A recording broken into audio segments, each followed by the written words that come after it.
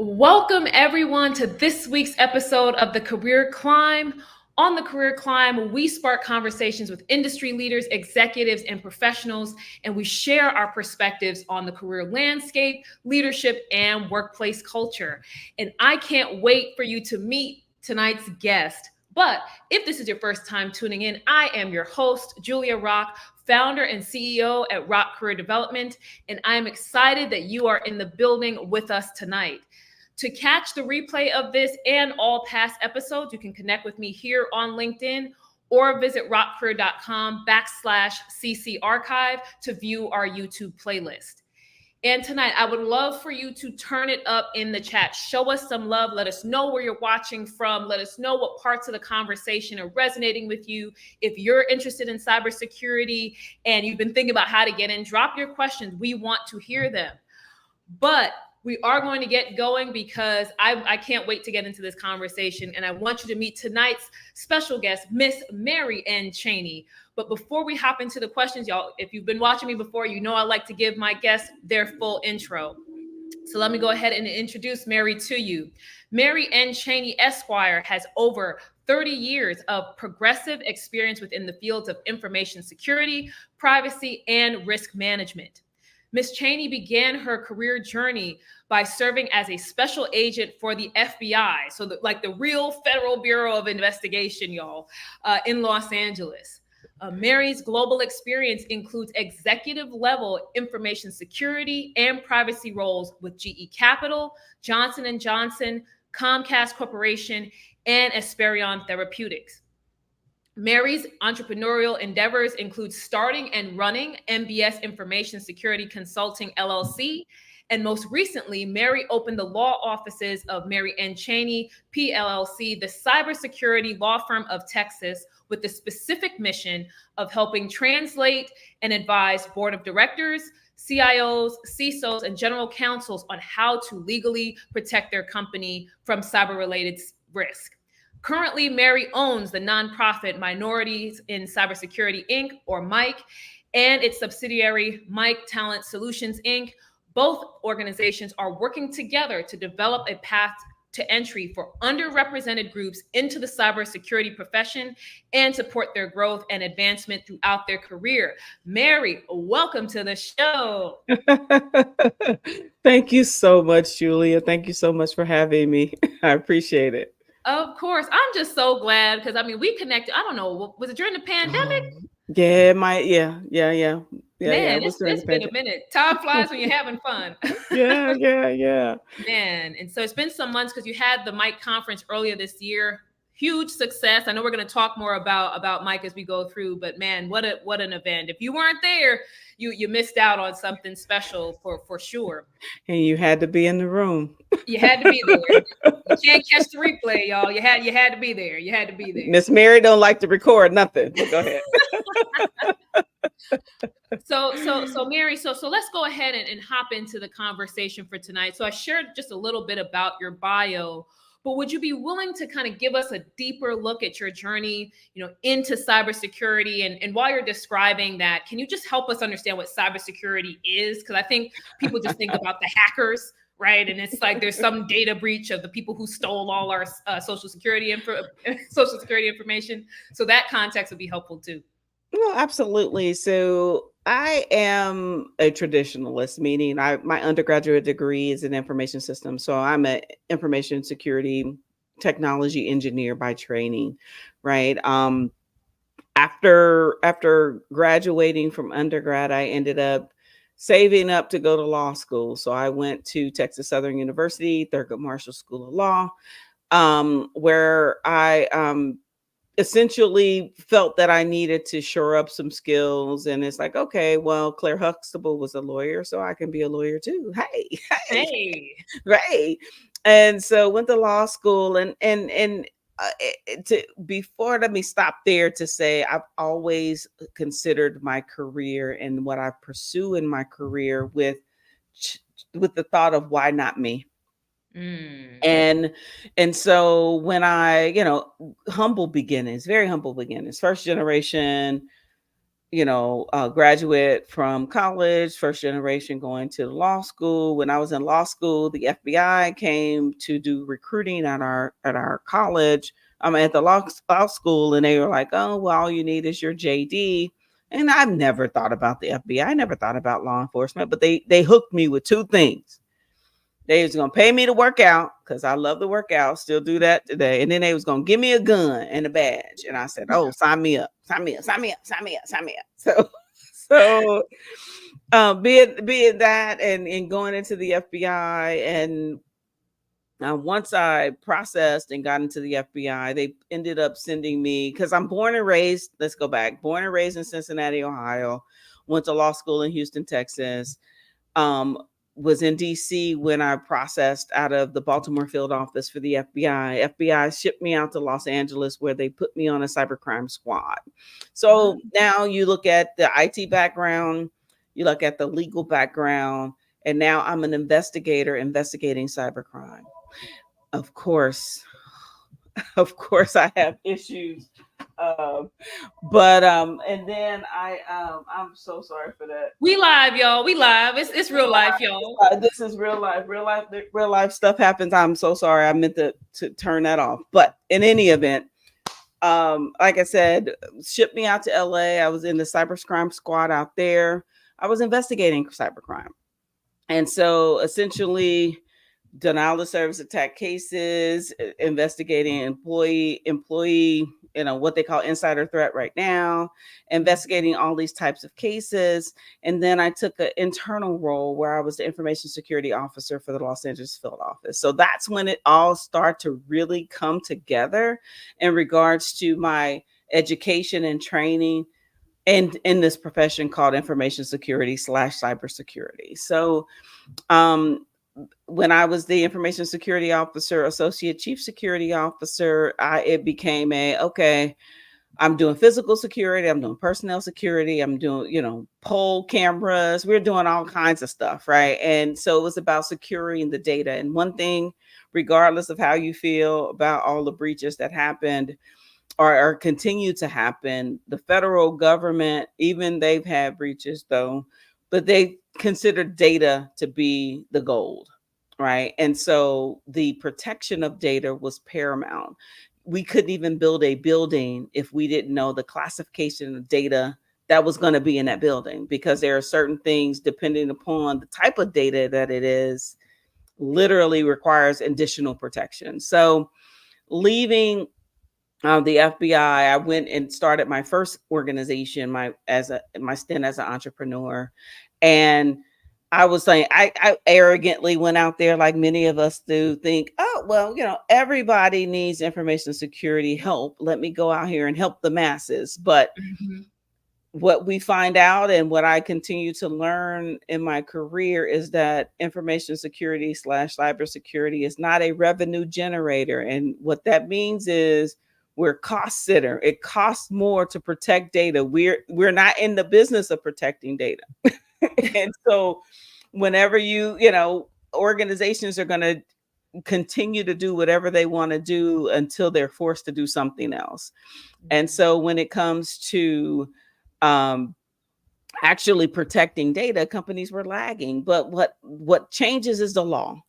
And so when I had my first organization, what was happening was that HIPAA was starting to apply to business associates. And what HIPAA is a law for healthcare data and the protection of healthcare data. HIPAA has a privacy rule and a security rule. So I was helping organizations that now were required, because they did business with the hospital or they did business with an organization that had requirements that they, it trickled down to them. Now was helping them with that.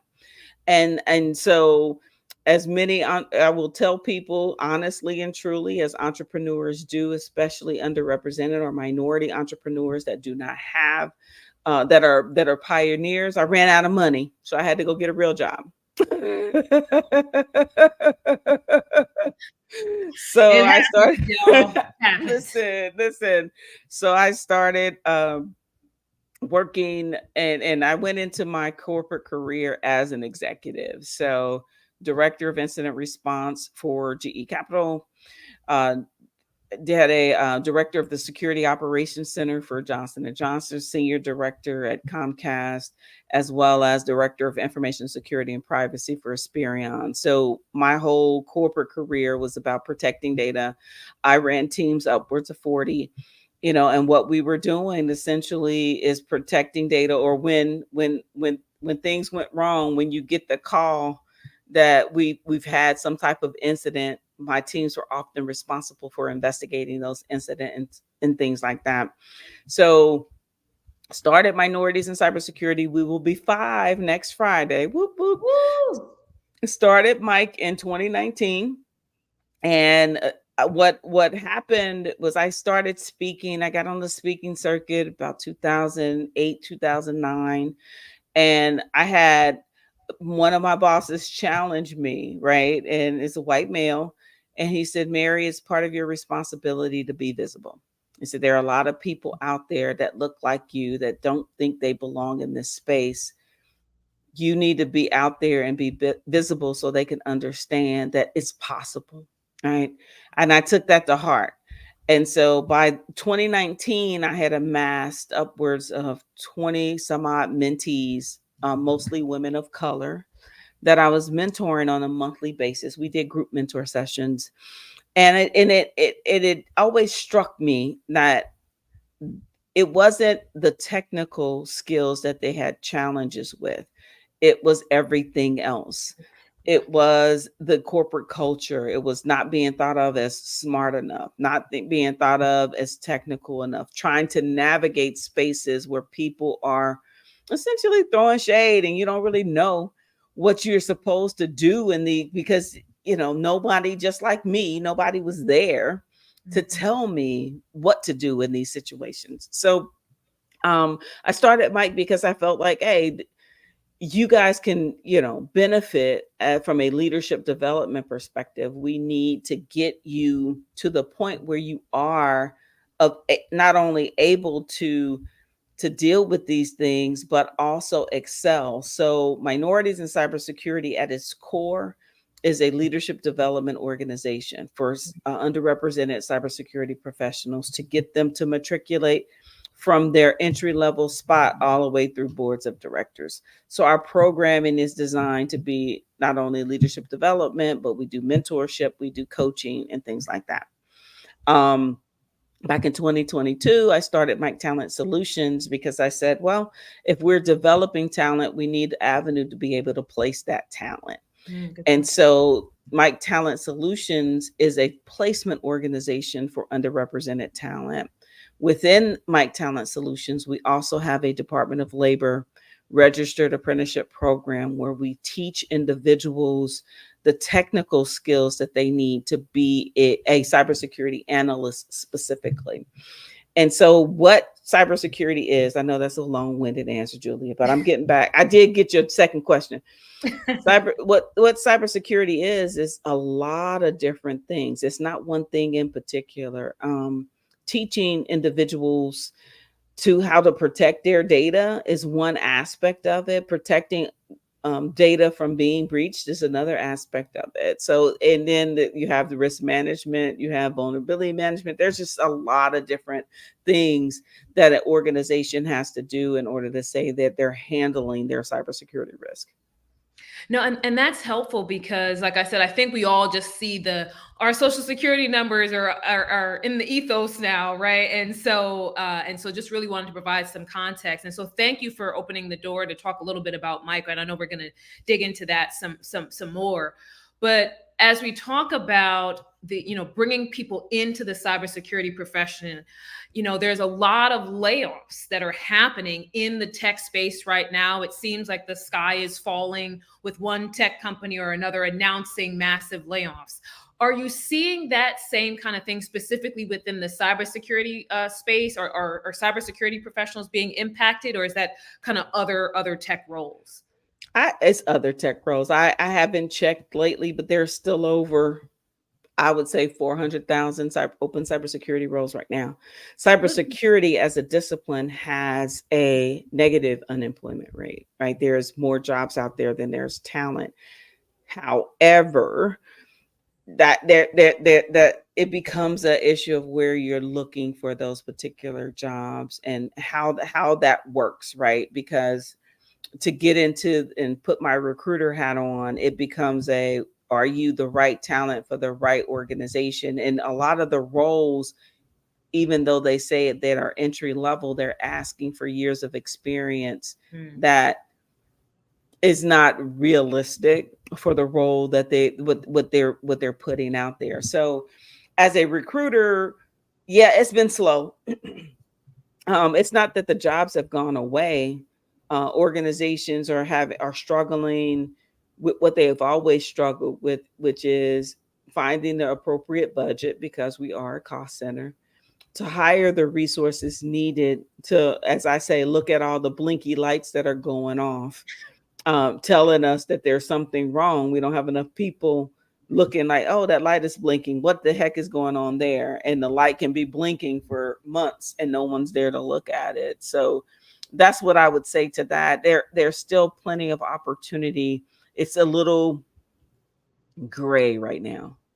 Okay. Gray. So we'll use the term gray. So it's not black or white. It's a little gray. And so you mentioned the opportunity, right? And so even with layoffs, we know that a lot of people still want to enter the tech field, and clearly in cybersecurity, there's a opportunity to grow. But how easy or difficult is it to actually get in there, right? Because everyone's pitching their 6-week boot camp, right? Do your 6-week boot camp, and then you're gonna be making $100,000, and life will be great for you. Is that the case with cybersecurity? Could I stop doing career coaching today, go do 6 weeks, and then be in cybersecurity, Mary? No, let me you know. can't. No, Okay. All right. no. Stop it. No.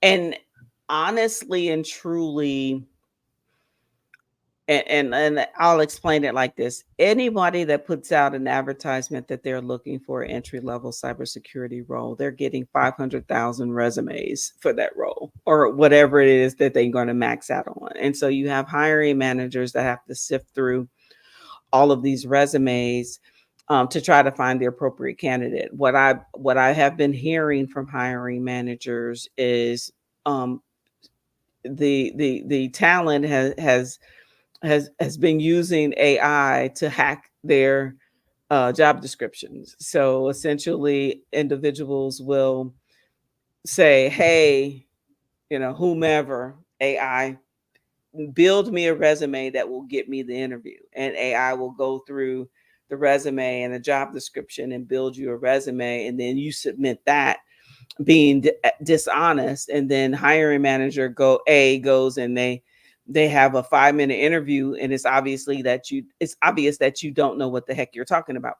And so that's a challenge right now. And so the trust, at least in the mid-market area, when an organization is really looking for someone that they may not have the $200,000 to give you, or the 6 figures to give you, the challenge is identifying who is the right talent for the role.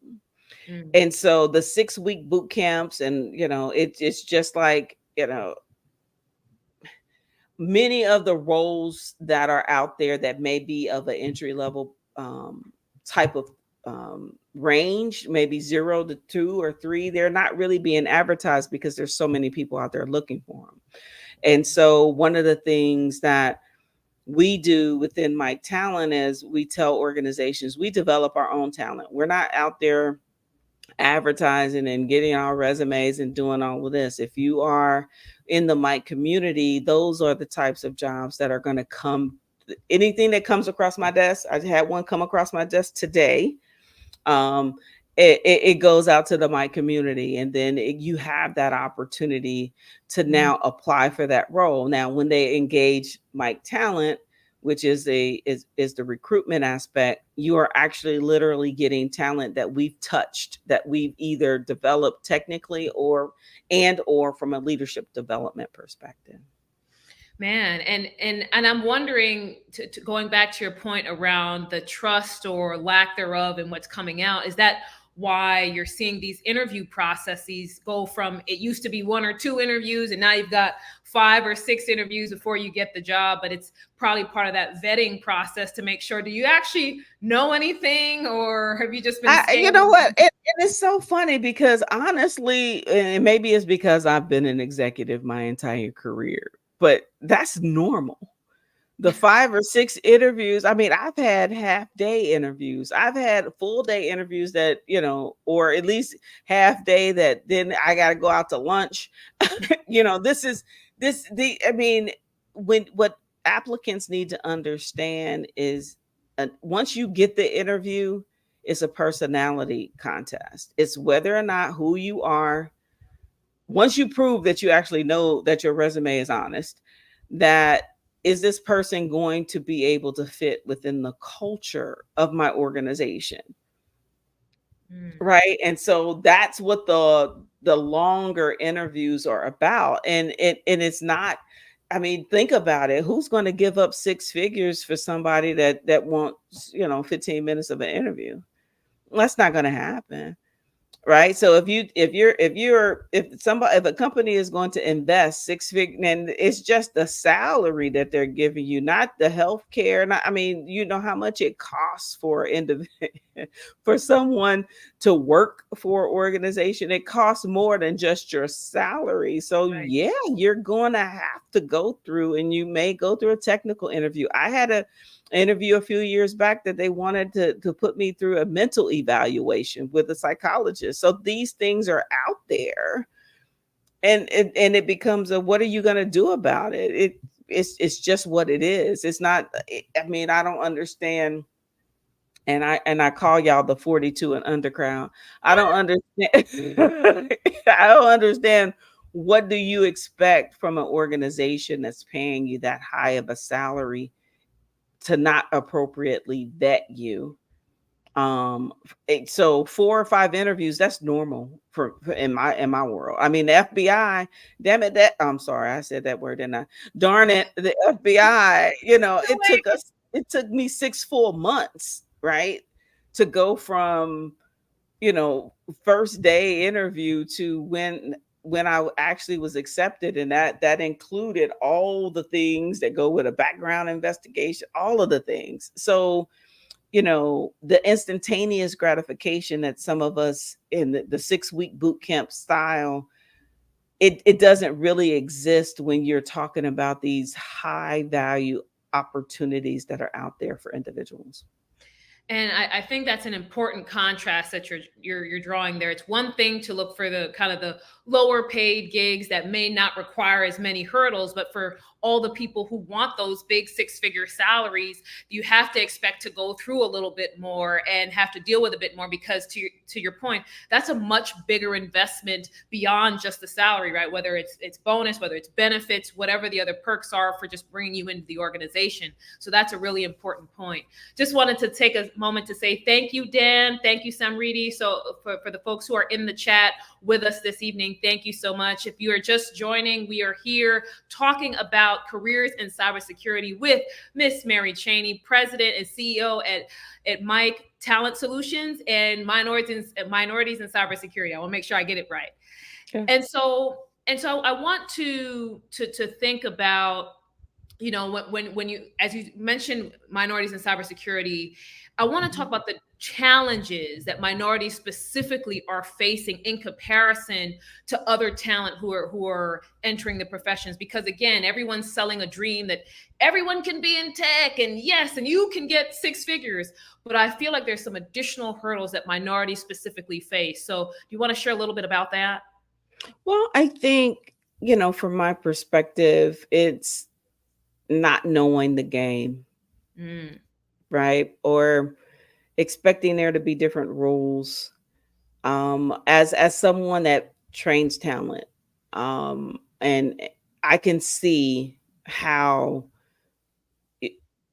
minorities can get tripped up by some stuff, right? As someone that literally is dealing with the younger generation of professionals that are coming in, there are things that they're not doing right, but there are things that the industry hasn't done right either. And I will blame the industry and then I'll talk to the talent. So the industry itself created this problem. The cybersecurity industry created their own problem. And as much as about 2008, 2009, they started outsourcing things out offshore.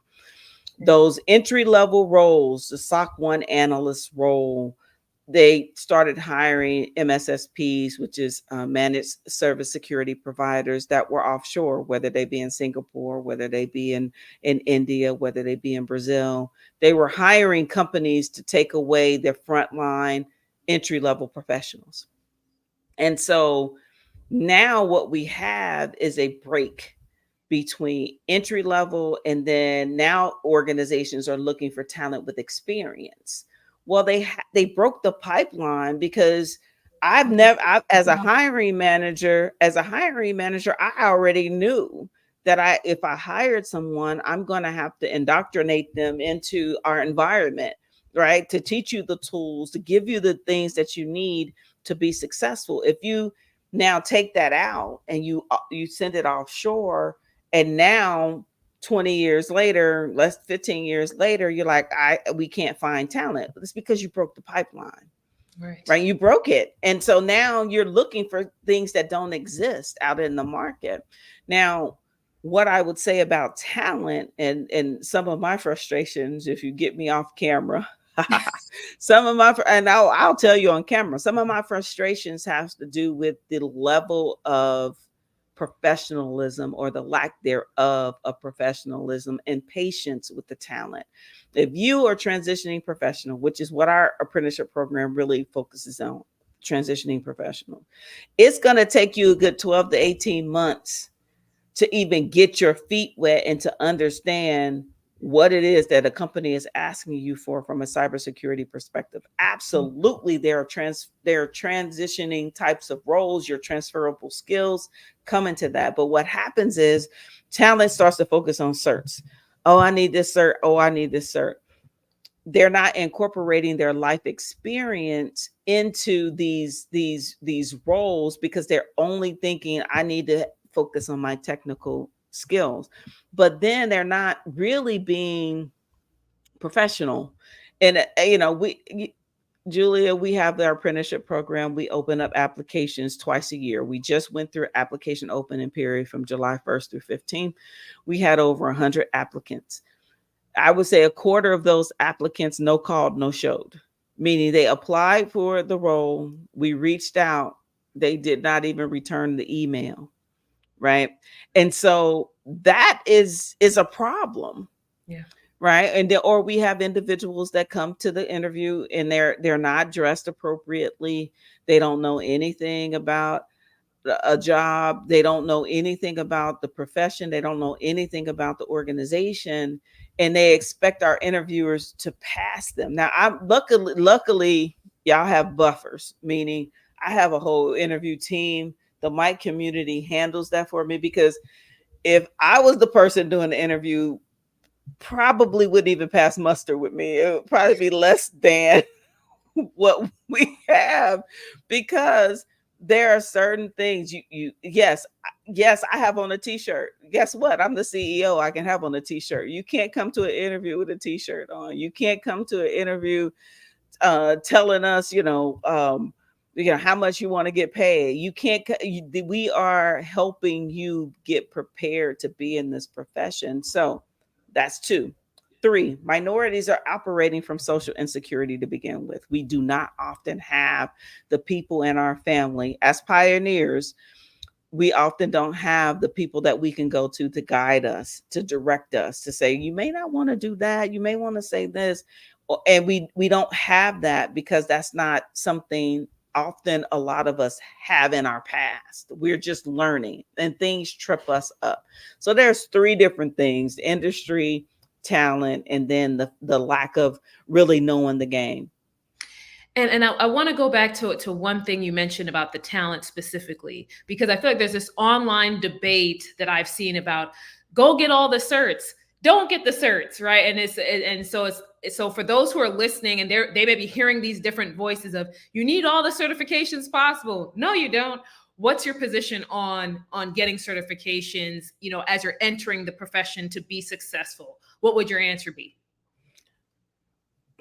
I've never hired someone for a certification. I've hired someone for passion, right? And honestly, you can do both. You have to draw a middle between all the certs and or your college education and dealing with the networking piece. If you spend 75% of your time networking with individuals in the profession, you will probably get more traction than it is focusing in on getting cert after cert after cert, because the industry is hip to that now.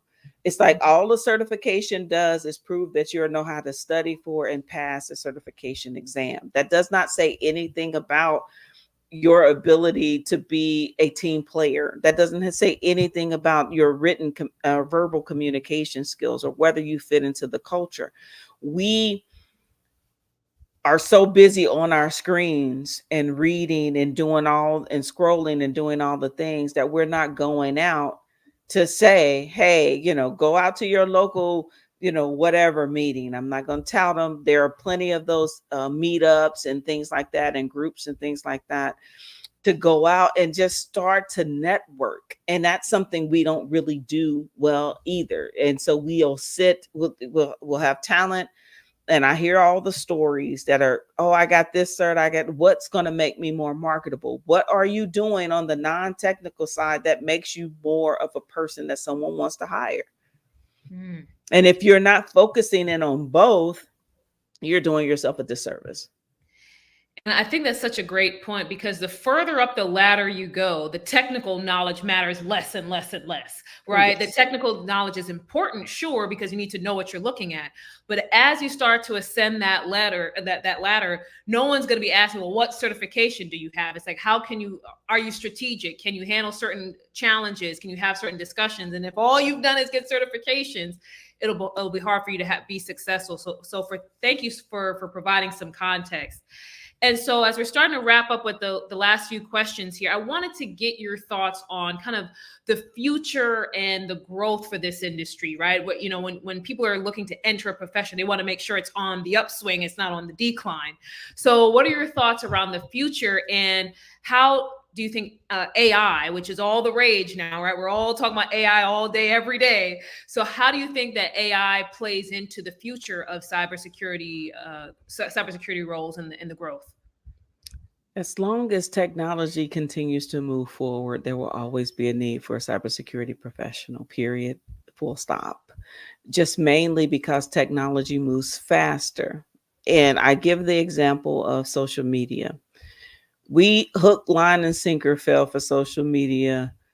And, we allowed a gentleman who couldn't speak to a woman to teach us how to speak to each other, which is where we are right now. Now, 20 years later, you have mental health issues, right? So I use that example to say we're quick to adopt technology without understanding the repercussions of that technology.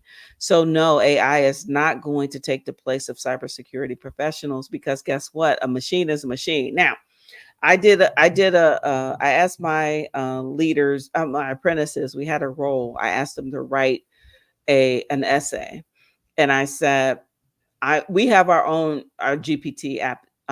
His name is Kai. And so I put the questions that I asked them to answer in Kai. And I read what AI spit out. And it's obvious a machine.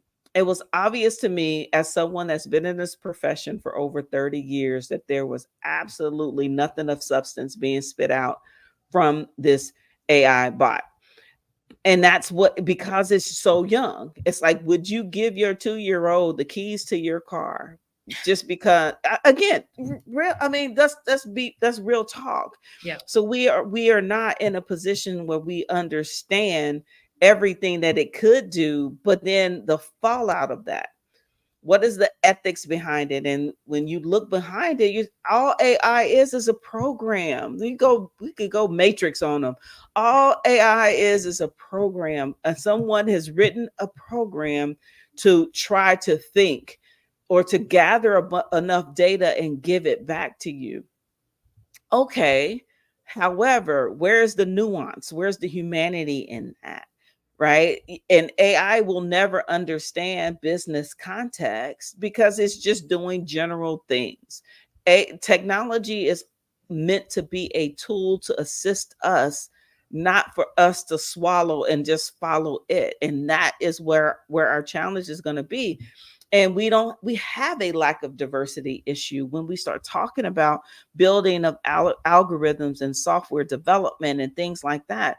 So what is the AI chatbot? What is that bot being programmed to think like? Really, if there's only white males doing the programming, that's exactly what the model is.